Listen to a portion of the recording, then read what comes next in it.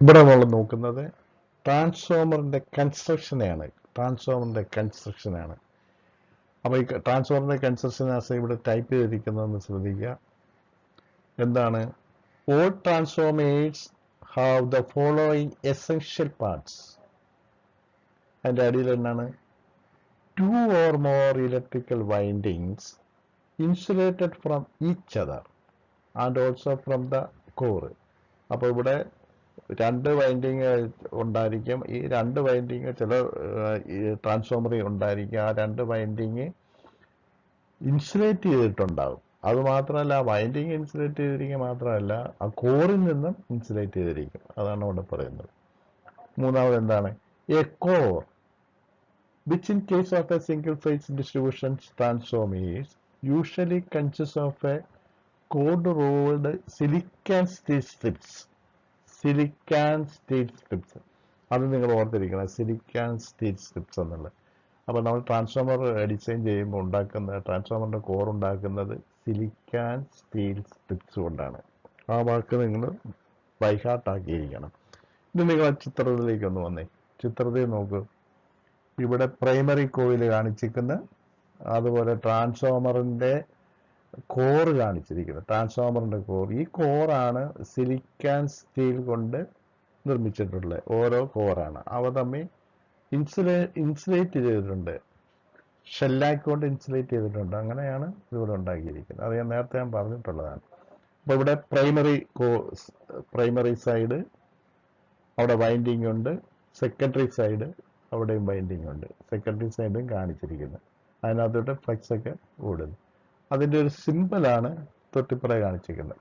Simple നമ്മൾ ആ സിമ്പിളാണ് വരച്ചിരിക്കുന്നത്. അവിടെ പ്രൈമറി ഉണ്ട്, സെക്കൻഡറിയും വരച്ചിരിക്കുന്നത്. മാഗ്നറ്റിക് കോറ് സൈഡ് സെൻട്രിൽ കാണിച്ചിരിക്കും, മാഗ്നറ്റിക് കോറ്. അപ്പൊ അതിൻ്റെ ഒരു സിമ്പിളാണ്. അപ്പൊ ഇത്രയാണ് നമ്മൾ ഇതിനകത്ത് അറിഞ്ഞിരിക്കേണ്ട പ്രധാനപ്പെട്ട കാര്യം. ഇവിടെ അതർ നെസസറി പാർട്സ് ആർ, അതെന്തൊക്കെയാണെന്ന് നോക്കാം. മറ്റുള്ള പ്രധാനപ്പെട്ട ഭാഗങ്ങൾ എന്തൊക്കെയാണെന്ന് നോക്കാം. ഒന്ന്, A suitable container for the assembled core and winding. മുമ്പ് നമ്മൾ കോറിന്റെ പറ്റി പറഞ്ഞായിരുന്നു. ആ കോറും വൈൻഡിങ്ങും ഇരിക്കുന്നതിനുള്ള ഒരു കണ്ടെയ്നർ. ആ കണ്ടെയ്നറാണ് ഇവിടെ റൈറ്റ് സൈഡ് ചിത്രത്തിൽ നമ്മൾ കാണിച്ചിരിക്കുന്നത്, കണ്ടെയ്നർ. ഇനി അടുത്തത് എന്താണ്? Second, A suitable medium four insulating the core and it winding. അപ്പം വൈൻഡിങ്ങിനും കോറിനെ ഇൻസുലേറ്റ് ചെയ്യാൻ ഒരു മീഡിയം ഉണ്ടായിരിക്കണം. ഫ്രം ഈച്ച് അതർ, അത് തമ്മിൽ ബന്ധം ഉണ്ടാകരുത്. അതിനെ ഇൻസുലേറ്റ് ചെയ്യാൻ ഒരു മീഡിയം ഉണ്ടായിരിക്കണം. And form the suitable medium for the insulating the core and its winding from each other and from the container. കണ്ടെയ്നറും അതിനകത്തുള്ള വൈൻഡിങ്ങും കോറും തമ്മിൽ ഇവ പരസ്പരം ഇൻസുലേറ്റ് ചെയ്തിരിക്കണം. അതിനുള്ള ഒരു മീഡിയം ഉണ്ടായിരിക്കണം. അത് ചിലതിനകത്തൊക്കെ ആണെങ്കിൽ നമ്മൾ അതിനകത്തുള്ള ഇൻസുലേറ്റ് ചെയ്തിരിക്കാനായിട്ട് അതിന് ട്രാൻസ്ഫോമർ ഓയിലൊക്കെയാണ് ഒഴിക്കുന്നത്. എന്നാൽ ചെറിയ ട്രാൻസ്ഫോമറിന് ട്രാൻസ്ഫോമർ ഓയിലൊന്നും കാണില്ല. അല്ലാതെ തന്നെ അതിനകത്ത് ഇൻസുലേറ്റ് ചെയ്തിരിക്കും. അവ തമ്മിൽ മൂന്നെണ്ണവും തമ്മിൽ സെപ്പറേറ്റ് ചെയ്യാനുള്ള ഇൻസുലേറ്റിംഗ് മെക്കാനിസംസ് അതിനകത്ത് കാണും.